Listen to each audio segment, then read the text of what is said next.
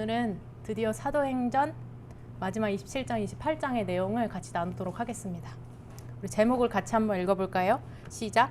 광풍 만난 세대에 전할 하나님 나라와 예수 그리스도의 복음.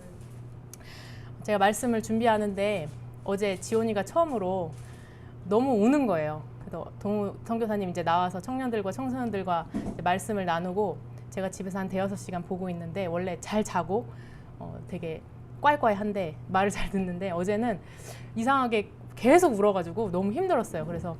그랬는데 하나님 왜, 그래서 제가 말씀도 준비해야 되는데 하나님 왜 지온이가 이렇게 잠을 못 잘까요? 이렇게 고민을 하고 있었는데 오늘 아침에 이제 지온이 이제 밥을 주고 빨리 이제 오는데 주차장에 들어가는데 또 주차장이 막혀서 안 열리는 거예요. 그래가지고 이게 왜 이럴까? 또 옆으로 가니까 차를 열심히 돌려가지고 사람도 많은데 옆으로 들어가니까 또 열리는 거예요. 그래서 하나님 왜 이렇게 오는 길을 이렇게 막을까요? 라는 생각이 많이 들었는데 오늘 그 말씀에 보면 바울이 드디어 로마로 향해서 갑니다. 근데 가는데 1차, 2차, 3차 선교도 마찬가지지만 특별히 바울이 로마로 가는 그 항해 여정 가운데에 많은 방해들이 있었어요. 우리가 잘 알듯이 유라굴로 광풍이 그것을 막고 또 멜리데 섬의 독사가 바울을 이렇게 무는 그런 사건들이 있었습니다. 물론 우리가 말씀을 전하고 말씀을 듣는 이 자리에 여러 가지 사단의 방해가 있다는 것을 제가 오늘 여러 가지 경험을 통해서 그것을 깨닫게 되었는데 오늘 이 시간 가장 큰 방해는 우리 마음속에 있는 견고한 진임을 우리 기억해야 할 줄로 믿습니다. 성령께서 오늘 세우신 자를 통해서 물론 부족하지만 말씀하실 때 정말 우리 마음속에 있는 또 전하는 자나 듣는 자나 마음속에 있는 견고한 진들이 하나님 나라를 향한 그 견고한 진들이 깨어지고 또 말씀이 들려지는 시간이 되기를 간절히 소망합니다. 그럴 때 하나님의 마음이 우리 가운데 들려질 줄 믿습니다. 여러분 지난주에 보면 바울이 예루살렘에 도착을 해서 벨릭스, 베스도 그리고 아그리빠 왕 앞에서 어떤 복음을 증언했습니까? 그들이 이제 바울은 이제 죄수의 신분으로 그 왕들 앞에 섰어요. 그런데 그가 전한 것은 당신들은 왜 하나님께서 죽은 자를 살리실 줄로 믿지 못합니까? 내가 전하는 것은 다른 것이 아니라 이스라엘의 소망, 우리 선조들의 소망, 바로 하나님께서 예수 그리스도를 통해서 주시는 부활의 소망을 전한 것뿐입니다. 라고 말씀했어요. 그러니까 왕들도 그 바울의 말을 듣고 더 듣고 싶어 하고 그러나 그 마음 가운데 두 가지 길 가운데 그들이 사망을 선택하고 여전히 권위를 선택하기 때문에 그것을 다 듣지 않았어요. 그런데 바울은 그들의 말처럼 바울이 만약에 가이사에게 상소하지 않았더라면 바울은 무죄로 풀려났을 것이다 라고 말씀해요. 그런데 왜 바울은 오늘 그 로마로 가기를 원할까요? 또 핍박이 있는 예루살렘을 왜 경유해서 로마로 가기를 원할까요? 지난주 말씀처럼 로마서 1장 14절과 16절, 14절에서 16절 우리 함께 읽어보도록 하겠습니다. 시작! 헬라인이나 야만인이나 지혜 있는 자나 어리석은 자에게 다 내가 빚진 자라. 그러므로 나는 할 수 있는 대로 로마에 있는 너희에게도 복음 전하기를 원하노라. 내가 복음을 부끄러워하지 아니하노니 이 복음은 모든 믿는 자에게 구원을 주시는 하나님의 능력이 됨이라. 바울은 이 로마에 아직 바울이 가보지 않았어요. 그런데 그들에 대한 믿음의 소식을 들었어요. 그들이 얼마나 믿음을 가지고 신앙을 가지고 예수 그리스도의 복음을 가지고 살아가는지 그 소식을 듣고 내가 너희 보기를 간절히 원하노라 라고 말하면서 내가 헬라인이나 야만이나 다 내가 빚진 자라. 왜 우리 지난주에 말씀을 통해서 바울이 어떻게 이런 고백을 할 수 있게 되었습니까? 그 자신이 스데반을 죽였던 살인자였고 그 자신이 지금 바울을 핍박하는 유대인들과 똑같은 마음으로 내가 그렇게 살았기 때문에 바울이 모든 자에게 내가 빚진 자다. 왜? 그리스도께서 이런 죄인을 이런 살인자를 구원하셨기 때문에. 그래서 바울은 내가 복음을 부끄러워하지 않는다. 그래서 바울은 왕 앞에서도 오늘 유라굴로 광풍을 만나기 전에 그 배의 전문가인 선장과 선주들의 말을 백부장이 더 믿었어요. 당연하죠. 왜냐하면 전문가니까. 그러나 그들 앞에서 부끄러워하지 않고 이 복음의 능력을, 복음의 이 말씀을 담대하게 선포했어요. 왜? 구원을 주신 하나님의 능력인 줄 알기 때문이에요. 또 뿐만 아니라 골로새서 1장 27절처럼 하나님이 그들로 하여금 이 비밀의 영광이 이방인 가운데 얼마나 풍성한지를 알게 하려 하심이라. 그래서 바울은 이방인들에게 그 로마 전체 지금 다스리고 있는 그 나라의 심장부에 가기를 원했어요. 이 비밀은 너희 안에 계신 그리스도니 곧 영광의 소망이시니라. 오늘 말씀 가운데 소망 없는 이 세대 가운데에 진짜 무엇이 소망인지, 우리가 선포해야 될 복음이 무엇인지 오늘 우리가 보기를 원합니다. 여러분, 이제 예루살렘에서 이제 심판을 이제 선고를 받고 마침내 로마로 가게 됩니다. 대부분 이 가이사랴라는 항구에서 출발을 하죠. 그런데 가이사랴의 백부장, 오늘 말씀에 보면은 가이사랴에 아구스도대의 백부장 율리오라는 사람이 있다고 말씀하고 있어요. 이 가이사랴에는 로마의 주둔 부대가 있는데 이 보병 부대 중에 하나의 그 백부장이라고 이야기하고 있어요. 여러분, 이 사람이 왜 이 사람의 이름이 등장할까요? 저도 이것을 묵상하면서 느낀 것이 율리오라는 이름이 영어로 율리우스거든요. 근데 여기 지역의 이름이 가이사랴잖아요. 근데 이 이름이 원래 카이사레이아예요. 근데 카이사는 무슨 뜻이죠? 가이사. C죠. 영어로 하면 C죠. 가이사에게 바친 성읍이에요. 근데 그 가이사의 대표격인 사람이 누구죠? 율리우스 C죠. 가이사잖아요. 그래서 이 이름이 율리오라는 이름을 많이 써요. 로마에서. 그 이스라엘에서는 사울이라는 이름도 많이 쓰고 다윗이라는 이름도 많이 쓰는 것처럼 율리오라는 이름을 많이 쓰는데, 이 가이사에게 바친 성읍에 율리오라는 백부장과 함께 지금 출발을 하는 거예요. 여러분, 그런데 사도행전에서 가이사랴에 있던 백부장이 또 한 명 있었는데 누군지 기억하십니까? 베드로가 만났던 고넬료. 베드로가 이방인에게는 복음을 전하는 것을 생각하지 못했어요. 그런데 하나님 세 가지 환상으로 그에게 보이시고, 그 고넬료의 이 하인과 같이 그 집에 들어가니까 고넬료가 자기 집안 사람들을 다 모아놓고, 고넬료가 백부장이잖아요. 엄청 높은 사람이잖아요. 근데 베드로는 어떤 사람이죠? 그냥 어부예요. 한낱, 그냥 그 사회적 지위로 보면 그냥 한낱 어부인데 백부장이 그 앞에 무릎을 꿇고 말씀을 받기를 원한다는 거예요. 여러분, 오늘 이 가이사랴의 이 백부장 율리오라는 사람이 바울을 데리고 로마까지 가는 이 여정 속에서 하나님께서는 마치 고넬료와 같이 바울이 섬기는 하나님 앞에 이 전체 율리우스 시저가 무릎 꿇는 것처럼, 로마 전체가 무릎 꿇는 것처럼 하나님께서 그 복음의 그 단서를 지금 주시고, 이 로마가 바울이 전하는 복음을 통하여서 완전히 굴복당하는 것을 하나님께서 보여주신다고 생각이 들었어요. 여러분, 어쨌든 이 백부장 율리오와 그 죄수 신분인 바울과 여러 사람들이 이제 배를 타고 로마로 가기 시작했어요. 이 지도에 보면 가이사랴에서 시돈으로 가요. 그래서 시돈에서 그 루기아시라는 곳에 무라라는 곳에 도착을 해요. 왜냐하면 바로 가는 배가 많이 없었나 봐요. 그래서 루기아의 무라라는 항구에서 어떤 배를 만나냐면 알렉산드리아, 그러니까 이집트 쪽에서 올라온 알렉산드리아 항구에서 올라온 배를 타고 로마까지 가는 큰 배를 타게 돼요. 그런데 이 배는 함선이 아니라 로마까지 이제 곡물이나 노예나 여러 가지를 싣고 가는 상선이었던 것 같아요. 그래서 거기에 말씀 27장 5절 6절에 보면 길리기아와 밤빌리아 바다를 건너 루기아의 무라시에 이르러 거기서 백부장이 이달리아로 가려 하는 알렉산드리아 배를 만나 우리를 오르게 하니, 그 당시에는 로마, 이 선장과 선주가 로마 나라와 이제 계약을 맺어서 아마 당시 이집트에서 가지고 오는 곡물과 노예들은 당시 이집트가 최고의 곡창지대라고 하더라고요. 그래서 로마로 많은 곡물들을 실어가는 거예요. 그리고 실제로 말씀에 보면 나중에 광풍을 만나니까 그들이 실었던 밀을 바다에 버렸다라는 말씀이 있어요. 어쨌든 이 배를 타고 이제 출발을 해요. 근데 이 무라시까지 오는데도 이미 쉽지 않게 왔어요. 근데 이 무라에서 이제 배를 타고 가는 길도 쉽지 않겠죠. 여러분, 여기에 말씀에 보면 이 상선에 276명이 타고 있다고 하거든요. 그러면 누가 타고 있었을까요? 백부장과 군인들 몇 명이 타고 있었겠죠. 그리고 바울과 함께 호송되는 죄수들, 그들은 죄가 있었겠죠. 바울은 죄가 없었지만. 그리고 알렉산드리아에서 오는 아마 상인들도 있겠죠. 노예들도 있을 수도 있고요. 어쨌든 276명이 타고 이제 출발을 하는 것입니다. 근데 하나님께서 왜 이 바울에게 이 배를 타게 하셨는지, 그리고 이 사람들을 왜 276명이라고 이야기하고 있는지 오늘 말씀을 통해 보기를 원합니다. 이제 여기서 이제 아까 무라시에서 알렉산드리아 상선을 타고 출발했는데요. 사도행전 27장 9절에서 11절에 보면 여러 날이 걸려 금식하는 절기가 이미 지났으므로 항해하기가 위태한지라라고 말씀하고 있어요. 이 금식하는 절기는 유대 절기를 말하는데요. 대속제일을 말해요. 나팔절은 9월 1일이죠. 대속제일은 9월 10일. 그리고 9월 10일 지나고 이제 초막절이 와요.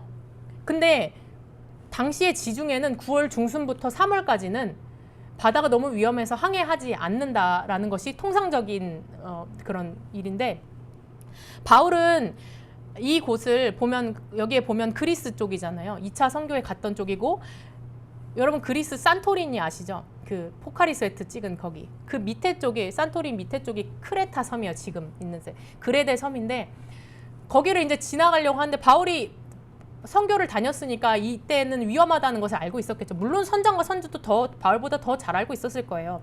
그런데 바울이 그들을 권하여 말하되, 여러분이요, 내가 보니 이번 항해가 화물과 배뿐만 아니라 우리 생명에도 분명히 타격이 있다 라고 말했지만, 백부장이 선장과 선주의 말을 바울의 말보다 더 믿더라라고 이야기하고 있어요.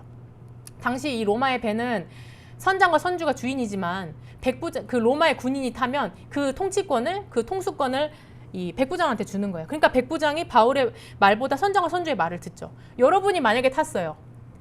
뭐 아시아나항공 탔어요. 그러면 캡틴의 말을 들어요? 아니면 타고 있는 우리 은총쌤의 말을 들을까요? 당연히 캡틴의 말을 듣겠죠. 지금 난기류니까 내려야 됩니다 하면 똑같은 상황인데 우리라도 그렇게 하겠죠.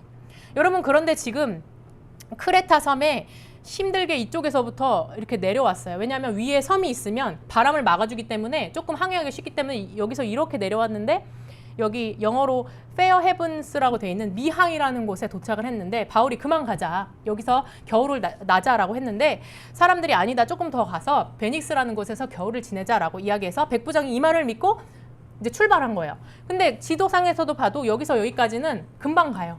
그러니까 쉽게 생각했겠죠. 그런데 여기서 무엇을 만나냐면 바로 우리가 잘 아는 유라굴로 광풍을 만나게 된 거예요. 이 유라굴로 광풍은 그레데 섬에 산이 있어요.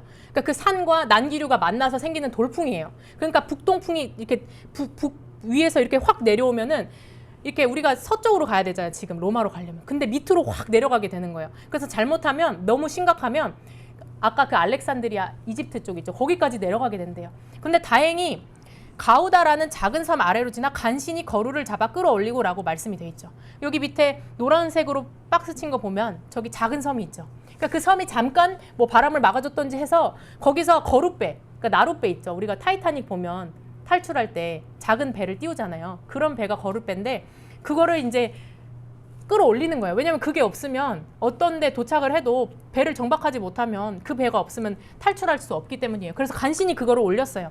그리고 스르디스, 그러니까 모래톱 같은 데 걸릴까 봐 두려워요. 연장을 내려 그냥 쫓겨가는 거예요. 그냥 바람이 너무 세니까 밑으로 막 북동풍이 막 부니까 밑으로 막 이제 쏠려가는 거죠. 그래서 우리가 풍랑으로 심히 애쓰다가 이튿날 사공들이 짐을 바다에 풀어버려요. 그들이 가지고 있던 중요한 물건들. 사흘째 되는 날에 배의 기구를 그들 손으로 버려요. 그 자신만만했던 선장과 선주들이 버렸겠죠. 근데 말씀에 보면 14일 동안 해도 없고 별도 없고 그냥 바다에 그냥 쓸려가는 거예요. 아무 섬도 안 보이고 그냥 망망대해예요. 아무 빛도 없고. 그러니까 여러 날 동안 해도 별도 보이지 아니하고 큰 풍랑이 그대로 있음에 구원의 여망마저 없어졌더라라고 말씀하고 있어요. 여러분, 여러분이 이 망망대해에 나간다고 생각해보세요. 우리는 바다에 나가면 멋있지만 저희 아빠도 옛날에 선장을 했잖아요. 근데 나가면 아무것도 안 보여요. 그냥 바다, 끝없는 바다. 근데 거기에 멋있는 집, 노을도 안 보이고 그냥 다 흑암이에요. 그 가운데 14일 동안 막 왔다 갔다 여기가 어딘지도 모르고 하면 이제 우리 죽었구나. 그런 생각밖에 안 들겠죠. 지금 이 배에 타고 있는 이 사람들의 상태가 이런 상태예요.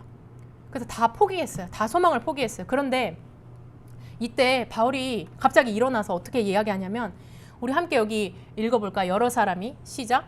여러 사람이 오래 먹지 못하였음에 바울이 가운데 서서 말하되, 여러분이여 내 말을 듣고 그레데에서 떠나지 아니하여 이 타격과 손상을 면하였다라면 좋을 뻔하였느니라. 내가 너희를 권하노니 이제는 안심하라. 너희 중 아무도 생명에는 아무런 손상이 없겠고 오직 배뿐이니라.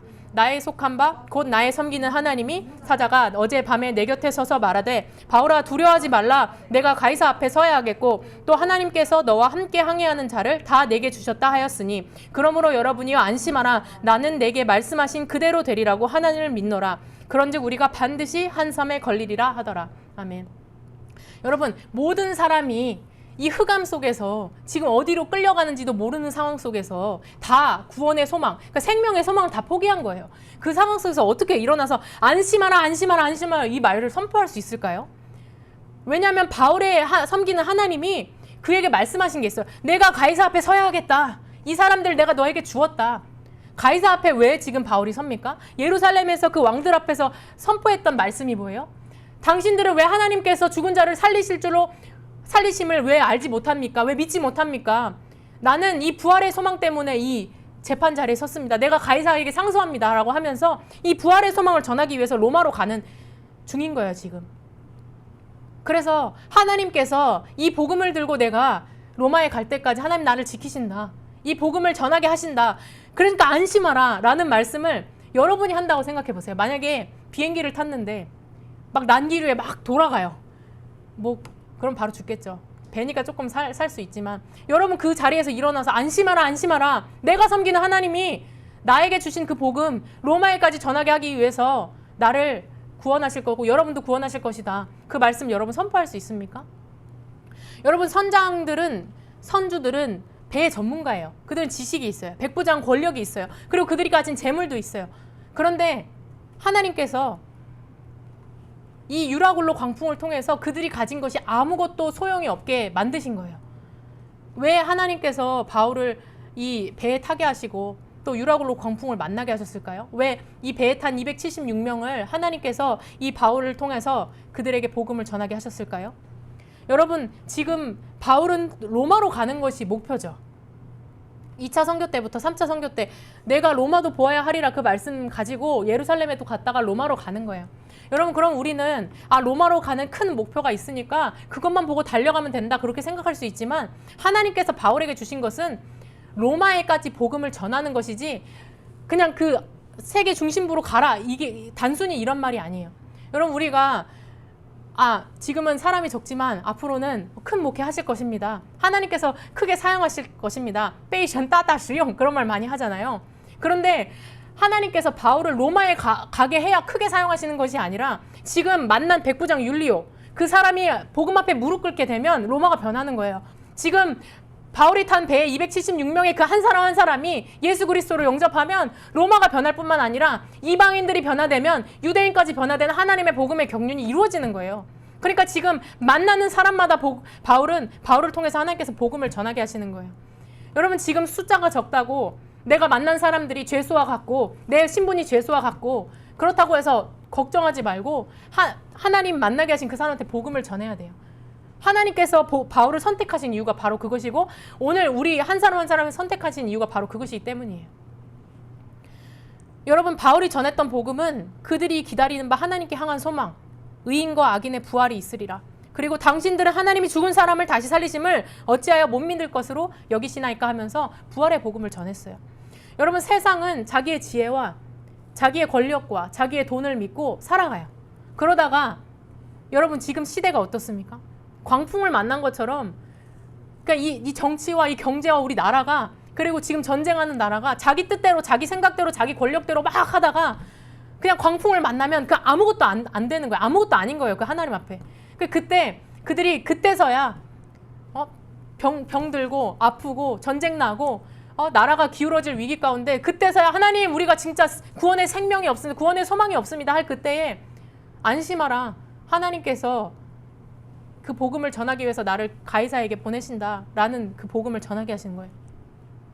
여러분 고린도전서에 보면 십자가의 도가 멸망하는 자들에게는 미련한 것이라고 말하고 있어요. 복음이 뭐 나에게 돈을 주냐? 나에게 뭘 주냐? 권력을 주냐? 지식을 주냐? 여러분 우리가 지식이 있어야 복음을 전합니까? 지식이 있어야 복음을 전하죠. 여러분 우리 권력이 있어야 돈이 있어야 선교합니까? 돈이 있어야 이 교회가 세워집니까? 교회를 개척할 수 있습니까? 당연히 돈이 있어야죠. 근데 그게 아니라 진짜 하나님 세상 사람들은 미련하다 그래. 그러나 그게 아니라 구원을 받는 우리에게는 하나님 능력이에요. 어떻게 그 아무도 구원의 소망이 없다고 하는 그때에 아무도 다음 세대가 세워질 수 없다고 하는 그때에 코로나 시대에 아무도 오히려 교회가 문을 닫고 누가 개척을 하고 누가 교회를 내냐 하는 그런 그때에도 하나님께서는 그 미련한 자들을 통해서 오직 하나님만 의지하는 자들을 통해서 진짜 아무것도 모르는 사람들, 광풍에 쓸려가는 사람들 구원하시기를 기뻐하셨다라고 말씀하고 있어요. 여러분, 그래서 바울이 예루살렘에 들려서 로마에 가기 원하는 것은 이 비밀의 영광, 비밀의 복음, 그리스도의 복음, 이방인 가운데 얼마나 풍성한지를 알게 하려 하심이라. 이 비밀은 너희 안에 계신 그리스도니 곧 영광의 소망이니라. 이는 그들로 마음의 위안을 받고 사랑 안에서 연합하여 확실한 이의 모든 풍성함과 하나님의 비밀인 그리스도를 깨닫게 하려 함이니 그 안에는 지혜와 지식의 모든 보화가 감추어져 있느니라. 여러분, 세상은 자기의 지혜를 믿고 자기의 권력을 믿고 항해하지만 여러분, 정말 지혜와 지식은 모든 보화는 그리스도 안에 감춰져 있어요. 여러분, 그렇다면 자기의 지식을 뽐내고 자기의 재물을 뽐내고 자기의 권력을 뽐내는 그런 사람들 앞에서 여러분, 정말 예수 그리스도가 구원의 소망이다라고 담대하게 선포할 수 있습니까? 그냥 교회 한번 와봐라. 그런 복음이 아니라 그 예수 그리스도가 나를 살리셨고 지금 광풍 만난 이 배도 누가 살리신다? 하나님께서 살리신다라는 복음을 전할 수 있겠습니까?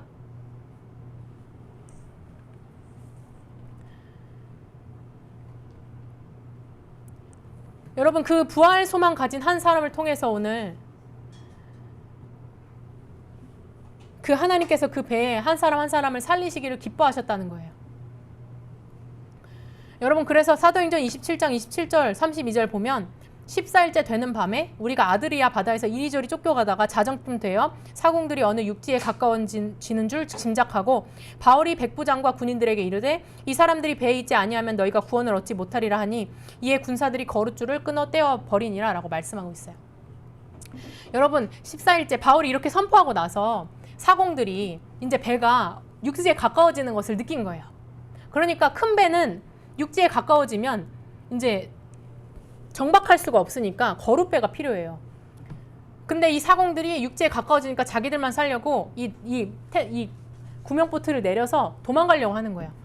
지금 왜냐면 배가 지금 육지에 가까워지고 있는 것 같으니까. 근데 지금 바울이 뭐라 그러냐면 백부장과 군인들에게 이 사람들이 배에 없으면 너희도 구원을 얻지 못한다. 그러니까 지금 군사들이 누구의 말을 들어요? 아까는 백부장이 선주의 말을 들었다면 바울의 말을 듣고 군사들이 거룻줄을 끊어 떼어 내버리니라 라고 말씀하고 있어요.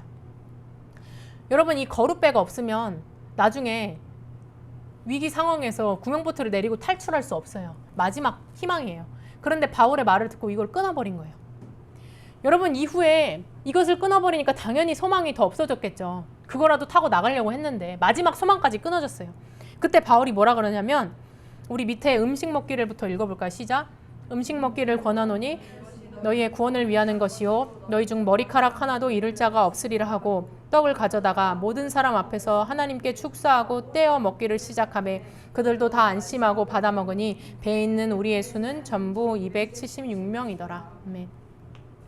여러분, 마치 하나님께 축사하는 이 모습이 물론 다 이방인들이고 아직 예수님 알지 못하는 사람들이지만 바울을 통해서 복음을 들은 이 사람들, 오늘 이 성경에 제가 묵상하다 보니까 다른 성경에는 바울이 그들에게 복음을 전했다고 2년 동안 가르치니라 말씀을 전하니라 이런 말이 있거든요. 근데 왜 27장에는 그런 말이 없을까? 근데 바울이 그 모든 고통과 핍박을 받고서 복음을 전하러 가는 바울이 과연 이 배에서 복음을 전하지 않고 가만히 있었을까요? 당연히 복음을 전했겠죠. 좋은 기회죠. 적기죠, 아주. 그 사람들이 소망이 없어지니까. 그 사람들과 함께 떡을 나누면서 너희 중에 머리카락 하나도 잃을 자가 없으리라. 내가 섬기는 내 하나님이 내가 가이사에게 가야 하겠다라고 선포하셨고 이 배에 있는 사람을 너에게 주셨다라고 말씀하셨다. 그래서 이때 떡을 하나님께 축사하고 떼어 먹기 시작해요. 마치 예수님께서 오병이어를 떼어 주신 것처럼 마치 예수님께서 제자들에게 이 성찬식을 하면서 이 살을 떼어 주신 것처럼. 여러분, 이들이 먹으면서 바울은 무슨 생각을 했을까요? 하나님께 축사하면서 하나님께서 예수님께서 이 땅에 오셨을 때 오병이어를 통해서 유대인을 구원하시고 또 칠병이어를 통해서 이방인들을 향한 그 구원의 복음을 선포하셨던 것처럼 하나님께서 오늘 내가 만나는 로마로 가는 모든 과정 속에서 만나는 사람들을 복음 앞에 굴복시키시는구나 라는 것을 깨닫지 않았을까요? 여러분, 오늘 말씀에 보면 아까 그 가우다라는 섬에서 간신히 거룻배를 잡아 올린 것도 다 버렸어요. 그리고 27장 38절에 보면 그들이 싣고 왔던 밀도 다 버렸어요. 그들의 소망이죠. 그거를 팔면은 돈을 얻겠죠. 그리고 닷도 끊어버렸어요. 닷을 끊었다는 것은 더 이상 배에 소망이 없다는 거예요. 배를 더 이상 배의 기능을 못 한다는 거예요. 그리고 나서 이제 배가 어떻게 됐냐면 그 배 앞이 모래톱 같은 데 박힌 거예요. 앞에 육지에. 그리고 뒤에는 파도가 막 치니까 앞에는 꼼짝없이 움직일 수 없고 뒤에는 파도가 막 치니까 뒤에가 막 깨지는 거예요. 배가. 그러니까 그들이 의지하였던 거룻배야, 그리고 짐도, 배의 기구도, 밀도 다 끊어버리고 그 배도 버리고 수영할 수 있는 사람은 수영해라. 그리고 나머지 수영 못하는 사람들은 짐 같은 거 잡고 뗏목 같은 거 잡고 육지로 다 구조가 돼요. 276명 다 이 바울의 말대로 그의 생명을 보존하게 돼요.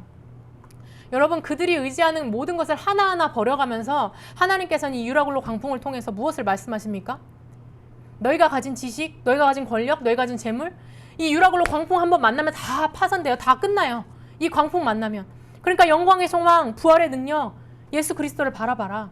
로마까지 변화시키시고 지금 우리까지도 모든 이방인들을 변화시키시고 유대인들도 돌아오게 하실 예수 그리스도의 복음을 바라봐라 라고 말씀하는 거예요. 여러분, 이 시대가 어떠한 시대입니까? 우리의 정치, 우리의 경제, 군사, 외교, 종교와 문화, 학문과 과학, 자기 지혜와 자기 지식대로 막 권력을 쓰고 사용해요. 남용하고. 그러니까 지금 배가 산으로 가는 것이 아니라 완전 광풍을 만나는 그런 흑암 가운데 우리 시대가 들어가고 있어요. 여러분, 이런 시대 가운데 우리는 어떤 복음을 전해야 할까요? 여러분, 자기 멋대로 이렇게 모든 영역에서 이렇게 살아가다 보니까 사람들이 점점 소망이 없구나라고 이야기해요. 그리고 앞으로 더 심한 세대가 오면 정말 구원의 소망이 없다라고 이야기하는 그 시대 가운데에 여러분, 우리는 무슨 복음을 전해야 할까요? 여러분, 바울은 지금 죄수의 모습이에요. 여러분, 내가 백부장처럼 권력이 있어야, 선장처럼 어떤 지식이 있어야, 그리고 돈이 있어야 선교하고 복음 전하고 말씀 전하는 게 아니에요. 내 안에 계신 예수 그리스도, 내가 성경 말씀 전체 66권 다 모른다 그래도 나를 구원하신 예수 그리스도, 그분이 나에게 주시는 영광의 소망, 부활의 능력, 그 마음이 우리 가운데 뜨겁게 있다면 우리가 어떤 사람을 만나도 복음을 전할 수 있어요. 여러분, 마치 오병이어처럼 내 손에 아무것도 없지만 진짜 내가 가진 모든 걸 하나님께 드립니다 할 때 그 놀라운 능력이 그 276명을 살리길 뿐만 아니라 여러분 옆에 있는 사람들을 살리게 된다는 사실이에요. 여러분, 오늘 우리는 이 구원의 나팔을 불고 있습니까? 바울은, 여러분, 지금 바울이 이 항해하는 이 시간이 나팔절 지나고 대속제일 지나고 이제 초막절이 아마 배에서 지났겠죠. 이미 이 금식하는 절기 대속제일이 지났으니까. 근데 바울은 예루살렘에서부터 1차, 2차, 3차 선교부터 지금 어떤 절기를 살아가냐면 나팔절처럼 그냥 계속 나팔절의 절기를 살아가는 것 같아요. 계속 복음의 나팔을 불고 있어요. 우리를 위해서 죽으신 6월절 어린 양 예수 그리스도를 바라봐라. 우리를 위해 매장되신 무교절 예수 그리스도를 바라봐라. 우리를 위해 부활하신 초실절 예수 그리스도를 바라봐라 하면서 여러분, 이 마지막 대속제일까지 회개하지 않으면 그 다음은 없어요. 그래서 계시록에서도 7가지 나팔을 불죠. 여러분, 어쨌든 이따가 그 말씀을 볼 건데 이들이 다 구원이 되고 멜리데라는 섬에 도착을 해요. 지금으로 하면 몰타 섬이에요. 그런데 거기서 이제 같이 모여서 불을 떼는데 거기에 이제 땔감에 뱀이 있었나 봐요. 땔감을 이렇게 하니까 불에서 뱀이 나와가지고 바울을 문 거예요. 근데 이 원주민들이 뭐라 그러냐면, 우리 같이 읽어볼까요? 28장 4절 5절. 원주민들이 이 짐승이 그 손에 매달려 있음을 보고 서로 말하되 진실로 이 사람은 살인한 자로다. 바다에서는 구조를 받았으나 공의가 그를 살지 못하게 함이로다 하더니 바울이 그 짐승을 불에 떨어버림에 조금도 상함이 없더라. 여러분, 바울에게 어떤 얘기를 하냐면 이 사람은 살인한 자로다 라고 이야기해요. 왜냐하면 바울이 죄수의 신분으로 왔죠. 어쩌면 손에 이 수갑을 차고 있었을 수도 있고 모르겠어요. 어쨌든 군인들이랑 같이 왔으니까. 근데 이 사람들이 바다에서는 구원받았지만 이 사람 살인한 자기 때문에 공의가 그를 살지 못하게 한다. 여러분, 바울은 살인한 자입니까? 살인했었죠. 스데반을. 바울의 명령으로 스데반을 살인했잖아요. 그런데 당연히 바울은 지금 아무 죄가 없는 죄수의 모습으로 로마에 가는 거긴 하지만 어떤 공의가 그를 살게 합니까? 지금 어떤 공의가 뱀에 물린 바울을 살게 하는 것입니까? 바울이 로마서에서 말씀하셨던 것처럼 복음에는 하나님의 의가 나타나서 믿음으로 믿음에 이르게 하나니 기록된 바 오직 의인은 믿음으로 말미암아 살리라 함과 같으니라. 어떤 의가 발동한 것입니까? 바울이 믿는 예수 그리스도, 하나님의 의, 하나님의 의는 예수 그리스도예요. 그가 살인한 자지만, 그가 정말 범죄한 자였지만 그를 구원하신 예수 그리스도, 그 공의가 그를 살게 한 거예요. 독사가 물어도, 사단이 물어도 예수 그리스도 이름으로 툭툭 털어버리는 그 능력이 나타난 거예요. 여러분, 그래서 마가복음 16장 15절에서 18절에 보면 예수님께서 떠나가시면서 제자들에게 이런 약속을 하셨어요. 우리 같이 읽어볼까요? 또 이르시되 너희는 온 천하에 다니며 만민에게 복음을 전파하라. 믿고 세례를 받는 사람은 구원을 얻을 것이요 믿지 않는 사람은 정죄를 받으리라. 믿는 자들에게는 이런 표적이 따르리니 곧 그들이 내 이름으로 귀신을 쫓아내며 새 방언을 말하며 뱀을 집어올리며 무슨 독을 마실지라도 해를 받지 아니하며 병든 사람에게 손을 얹은즉 나으리라 하시더라. 여러분, 이 시대에 병을 낫길 원하거나 귀신을 쫓아내길 원하거나 어떤 은사를 막 하길 원하거나 하는 사람들이 있어요. 그런데 이 모든 것은 어떤 목적입니까? 여러분, 우리는 병을 고치기 위해서 교회로 오는 게 아니고, 잘 되기 위해서 교회로 오는 게 아니고, 복음 전하기 위해서 교회로 오는 거잖아요. 복음 전하기 위해서 예수 그리스도를 믿는 거잖아요. 복음 전하기 위해서 이런 표적이 따르는 거예요. 하나님께서 지금 가이사랴의 백부장 율리오를 복음 앞에 완전히 굴복시키는 것처럼 배에 타고 있던 276명, 어떤 사람은 상인이고 어떤 사람은 죄인이고 어떤 사람은 선장이고, 그 사람들은 막 세계 여기저기로 왔다 갔다 하는 사람들이잖아요. 그리고 지금 이 작은 몰타 섬, 멜리다 섬에 이 보블리오의 집뿐만 아니라 이 원주민들을 향해서 지금 복음을 선포하기 위해서 독사에 물려 또 툭툭 털어버리는 이 역사가 나타난 거예요. 그래서 하나님께서 바울을 통하여서 지금 로마로 가는 모든 여정을 통하여서 만나는 사람마다 하나님의 놀라운 능력들을 보여주고 계신다는 사실이에요. 그런데 동시에 이 복음을 전하는데 오늘 아침에 일어난 일처럼 아주 작은 사소한 일이지만 여러분이 복음을 전하려고 하면 사단이 얼마나 많이 방해하는지 몰라요. 여러분 친구들한테 복음 전해본 적 있습니까? 정말 기도하면서 그가 영접하기를 바라면서 한 적이 있어요? 제가 옛날에 어린이 전도협회 하면서 글 없는 책 들고 밖에 나가서 전도를 한 적이 있는데 너무 신기하게, 물론 시간이 걸릴 수도 있지만 뭐 5분밖에 안 걸려요. 애들한테 영접기도 시키는 거. 근데 처음에는 황금색이에요. 그래서 하나님이 누구시니? 하나님 창조주시다. 그 다음엔 검정색이에요. 우리는 죄인이다. 그리고 빨간색이에요. 예수님 우리를 구원하셨다. 그리고 하얀색이 나와요. 그럼 그때 뭘 하죠? 영접기도를 해요.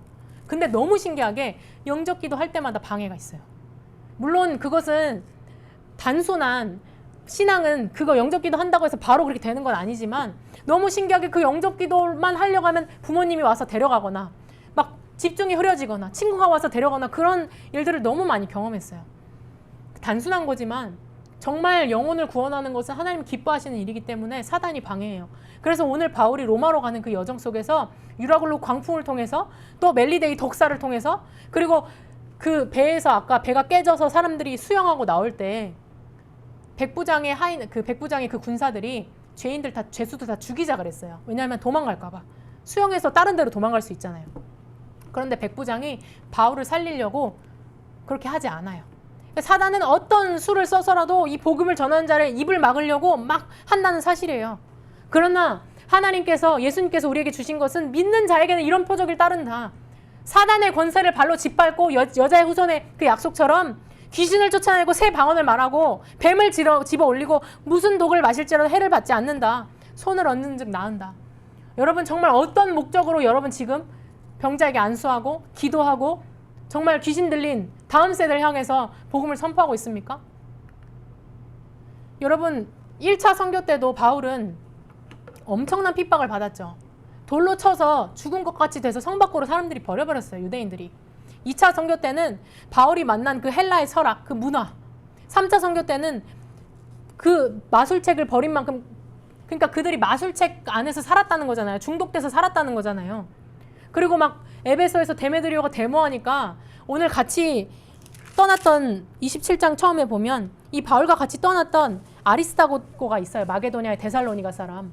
이 아리스다고가 3차 선교 때 이 데모하는데 현장에 붙잡혀 들어가요. 그러니까 바울이 들어가려다가 거기에 그 서기관이 바울 들어가지 말라고 말려요. 너무 심하니까 지금.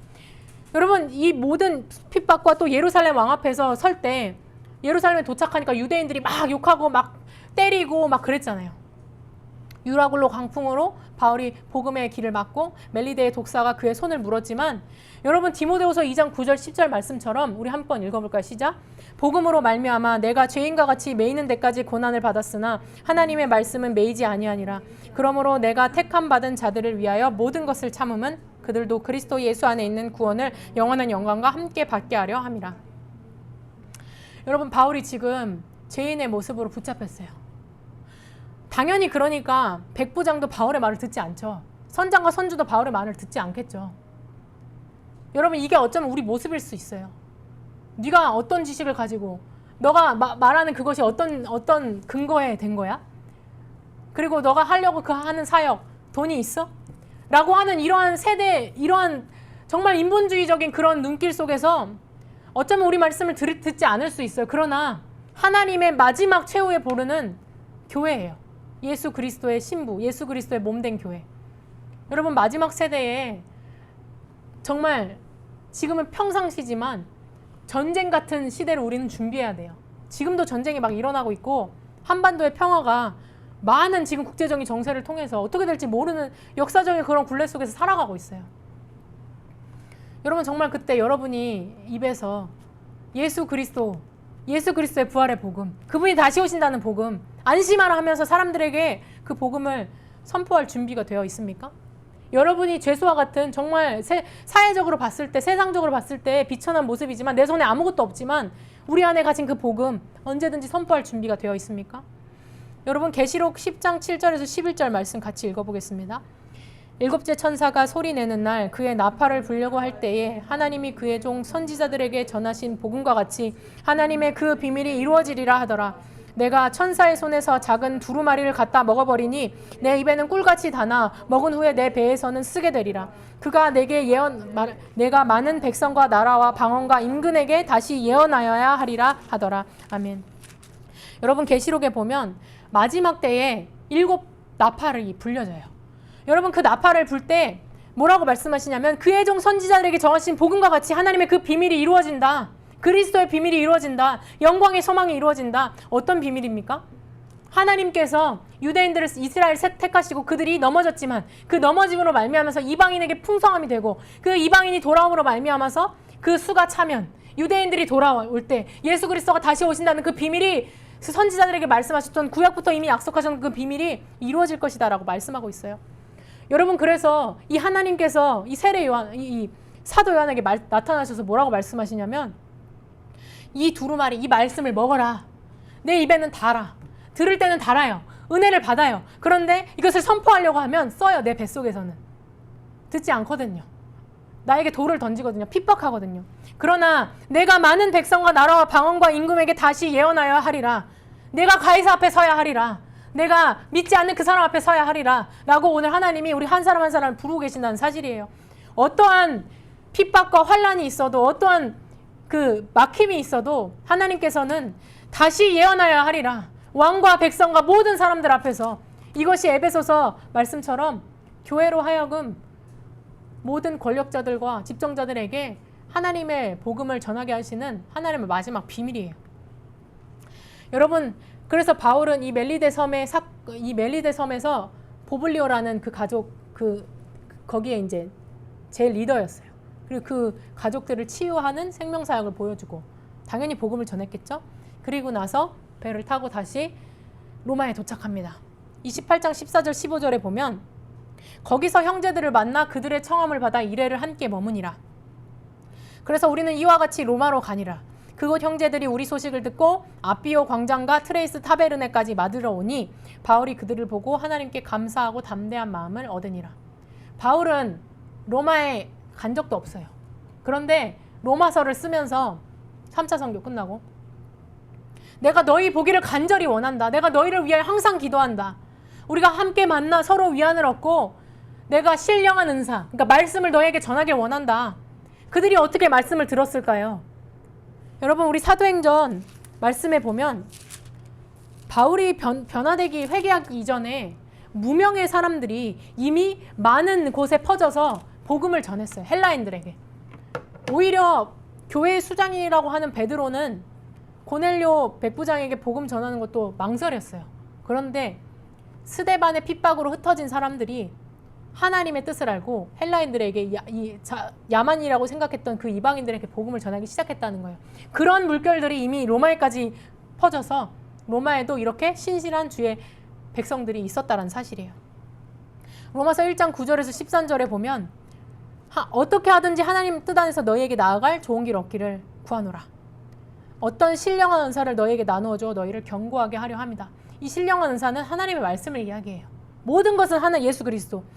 그래서 피차 아니함을 얻고 13절 말씀처럼 내가 너희에게 가고자 한 것을 여러 번 가고자 한 것을 너희가 모르기를 원하지 아니하노니 이는 너희 중에서도 다른 이방인 중에서와 같이 열매를 맺게 하려 함이로되 지금까지 길이 막혔도다. 여러분, 이 길이 왜 막혔을까요? 당연히 여러 가지 사단의 공격들과 여러 가지 문제들이 있었겠죠. 그런데 여러분, 로마에 간다고 끝이 아니라 그가 가는 어디서나 어느 지역에서나 심지어 배 위에서도 그 작은 섬, 그 멜리데 섬에서도 하나님께서는 그들을 구원하기를 기뻐하셨다는 사실이에요. 여러분, 우리가 예수 그리스도를 전하면서 또 사역을 하면서 너무 작다고 생각하고 지금 이렇게 하는 게 한 명, 두 명 변화되는 게 무엇이 크게 여겨지지 않을 수 있어요. 어떤 대형 교회들 가면 사람들이 막 몇백 명씩 모이는 그런 것을 보면은 그렇게 생각할 수도 있어요. 그런데 로마에 가서 복음을 전하는 것뿐만 아니라 하나님께서는 지금 백부장 율리오 한 사람이 변화되면 로마가 변화돼요. 지금 이 배를 타고 왔다 갔다 하는 알렉산드르 상선 안에 276명이 변화되면 세상이 뒤집혀지는 거예요. 그 멜리데 섬이 변화되면 그 주변의 모든 섬들이 변화되는 거예요. 그러니까 하나님은 이것을 보시고 가는 곳마다 열매를 맺게 하려 하시는 하나님의 구원의 경륜을 우리는 볼 수가 있어요. 여러분, 그때 바울은 이방인의 사도로 부르심 받았잖아요. 그 로마에 도착했죠.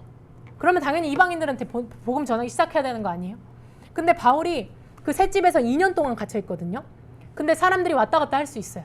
근데 바울이 누구를 청하냐면 사울 후에 바울이 유대인 중 높은 사람들을 청하여 로마인은 나를 신문하지 못할 그러니까 유대인들을 불러서 복음을 전하기 시작하는 거예요. 예수님 말씀처럼. 예수님이 그 제자들을 보내면서 어떻게 이야기하시냐면 예수께서 이 12를 내보내시며 명하여 이르시되 이방인의 길로도 가지 말고 사마리아인의 고을로에도 들어가지 말고 오히려 이스라엘의 집에 잃어버린 양에게로 가라라고 말씀하고 있어요. 여러분, 로마까지 가서 왜 유대인들을 불렀을까요? 우리 지난주 말씀에서도 봤지만 여러분, 로마서에 보면 이 바울이 복음을 전하니까 유대인들이 듣는 사람도 있고 듣지 않는 사람도 있어요. 그러니까 그들에게 뭐라고 이야기하냐면 28장 23절에서 28절에 보면 날짜를 정하고 그가 유숙하는 집에 와요. 유대인들이 아침부터 저녁까지 강론해요. 뭘 강론할까요? 하나님의 나라를 증언하고 모세의 율법과 선지자의 말을 가지고 예수에 대하여 권하더라. 예수님 말씀하신 것처럼 누가복음 24장 44절에 모세의 글과 선지자의 글과 시편에 기록된 것은 나를 가리켜 기록한다. 예수 그리스도를 가리켜 기록한다라고 말씀하고 있어요. 모든 구약은 예수 그리스도를 말씀하고 있어요. 유대인들은 이 구약에 통달하죠. 그러니까 바울도 이 구약에 통달해요. 가말리알 문화였어요. 그러나 이 가운데 발견하지 못한 예수 그리스도를 그 예수 그리스도 기준대로 말씀을 전하는 거예요. 그런데 믿는 사람도 있고 믿지 않는 사람도 있어요. 서로 맞지 아니하여 흩어질 때에 바울이 한 말로 이르되 성령이 이 선지자 이사야를 통하여 너희 조상들에게 말씀하신 것이 옳도다. 우리 같이 읽어볼까요? 시작. 일러스되 이 백성에게 가서 말하기를 너희가 듣기는 들어도 도무지 깨닫지 못하며 보기는 보아도 도무지 알지 못하는도다. 이 백성들의 마음이 우둔하여져서 그 귀로는 둔하게 듣고 그 눈은 감았으니 이는 눈으로 보고 귀로 듣고 마음으로 깨달아 돌아오면 내가 고쳐줄까 함이라 하였으니 그런즉 하나님의 이 구원이 이방인에게로 보내어진 줄 알라. 그들은 그것을 들으리라 하더라. 여러분, 예수님의 말씀대로 유대인에게 복음을 전했었는데 여전히 듣지 않는 사람들이 있어요. 그렇게 말씀을 잘 아는데도 예수 그리스도를 몰라요. 그러니까 이사야에게 말씀하신 것처럼 듣기는 들어도 깨닫지 못하고 보기는 보아도 알지 못한다. 가려져 있다. 구약의 말씀을 봐도 예수 그리스도를 발견하지 못하고 그냥 자기 멋대로 듣고 있어요. 그래서 이 구원이 이방인에게로 보내어진 줄 알라. 그들은 그것을 들으리라. 그래서 이방인들이 말씀을 듣는 것도 사실은 하나님의 은혜예요. 유대인들이 듣지 않는 것도 하나님의 은혜예요. 왜? 로마서에 말씀하신 것처럼 로마서 9장 1절에서 4절 내가 그리스도 안에서 참말을 하고 거짓말을 아니하노라. 나에게 큰 근심이 있는 것과 마음에 그치지 않는 고통이 있는 것을 내 양심이 성령 안에서 나와 더불어 증거하노니 나의 형제 곧 고륙의 친척을 위하여 내 자신이 저주를 받아 그리스도에게서 끊어질지라도 원하는 바로라. 그들은 이스라엘 사람이라. 여러분, 지난주 말씀처럼 모세가 중보했던 것처럼, 바울이 중보했던 것, 예수님이 중보하신 것처럼 바울의 마음에는 이스라엘 사람들이, 내 형제 유대 사람들이 있어요. 나처럼 정말 다메섹에서 예수님 만나기 이전에 예수님 믿는 사람 핍박했고 그들의 율법 안에 갇혀서 살았던 유대인들. 그런데 로마서 11장 12절 25절 같이 읽어볼까요? 시작. 그들의 넘어짐이 세상의 풍성함이 되며 그들의 실패가 이방인의 풍성함이 되거든 하물며 그들의 충만함이리요. 형제들아, 너희가 스스로 지혜 있다 하면서 이 신비를 너희가 모르지를 내가 원하지 아니하노니 이 신비는 이방인의 충만한 수가 들어오기까지 이스라엘의 덜어는 우둔하게 된 것이라. 유대인들이 넘어짐으로 세상에 풍성함이 왔어요. 어떤 풍성함? 예수 그리스도의 복음이 전 이방인에, 지금 말씀을 듣고 있는 우리 한국에도. 그럼 그들의 실패가 이방인의 풍성함이 됐어요. 그럼 만약에 유대인들이 돌아오면, 그들이 충만해지면 어떤 일이 일어날까? 이것이 마지막 종말의 시간표예요.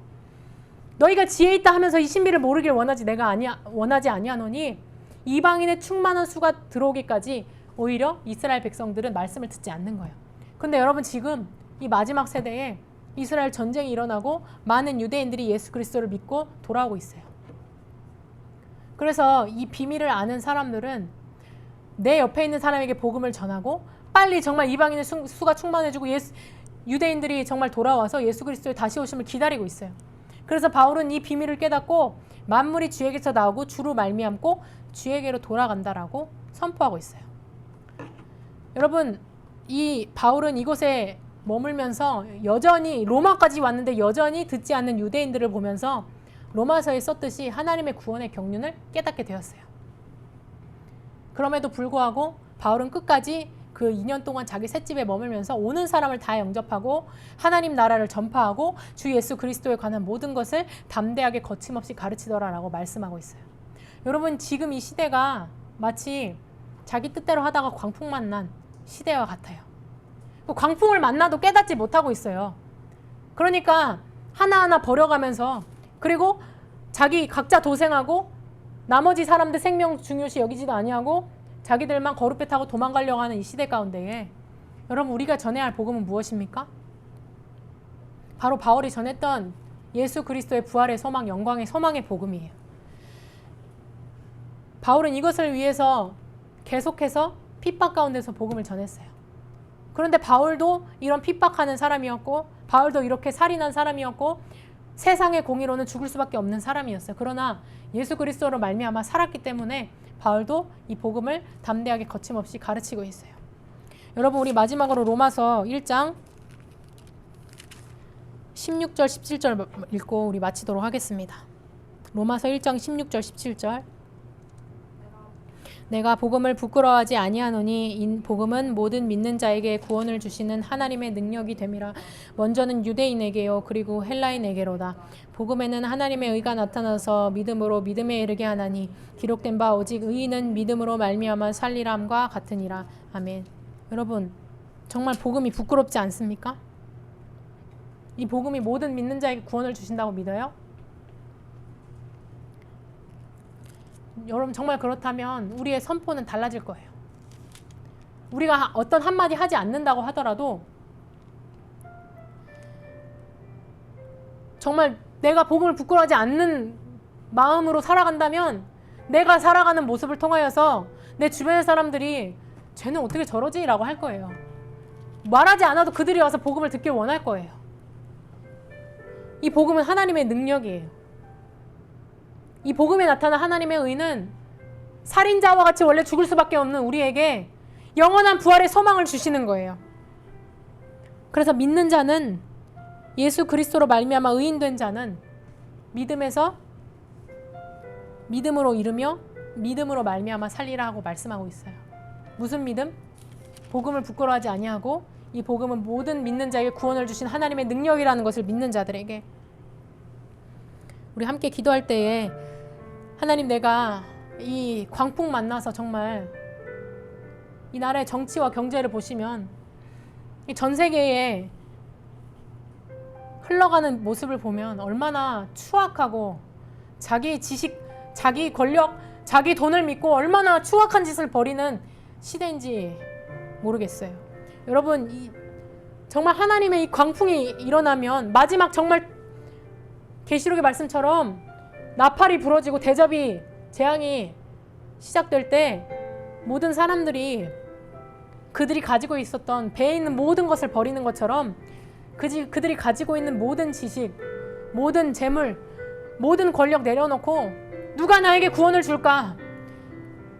나로 이 어린 양의 진노를 피하게 하라라고 선포하면서 정말 진정한 복음을 가진 우리 한 사람 한 사람을 찾을 거예요. 여러분, 우리가 그러한 자가 되기를 원합니다. 내가 복음을 부끄러워하지 아니하고 모든 믿는 자에게 능력을 주시는 하나님의 능력, 모든 믿는 자에게 구원을 주시는 그 능력을 하나님 내가 선포하기를 원합니다. 하나님 모든 유라굴로와 또 멜리데 독사와 같은 방해들을 예수의 이름으로 하나님 깨트려 주시고 무엇보다 가장 큰 이 방해는 내 마음속에 있는 하나님을 믿지 않는 불신, 이 복음이 모든 믿는 자에게 구원을 준다고 생각하지 않는 이 불신앙 하나님 깨트려 주시옵소서. 내 안에 복음을 부끄러워하지 아니하고 하나님 모든 믿는 자에게 구원을 주시는 하나님의 복음의 능력을 내가 선포할 수 있도록 나에게 능력을 더하여 주시옵소서. 담대하게 하여 주시옵소서. 우리 이 시간 함께 기도하겠습니다. 하나님, 오늘 우리에게 말씀 주시니 감사합니다. 하나님, 내가 복음을 부끄러워하고 있진 않았습니까? 하나님, 나에게 지식이 없다고, 하나님 무엇이 없다고 하나님 세상의 관점으로 바라보는 모든 사람들 앞에 하나님 우리가 어찌 살아가야 하겠습니까? 하나님, 바울과 같이 죄인과 같이 매인 데까지 될지라도 하나님 복음은 매이지 않는다는 사실을 하나님 다시 한번 바라보길 원합니다.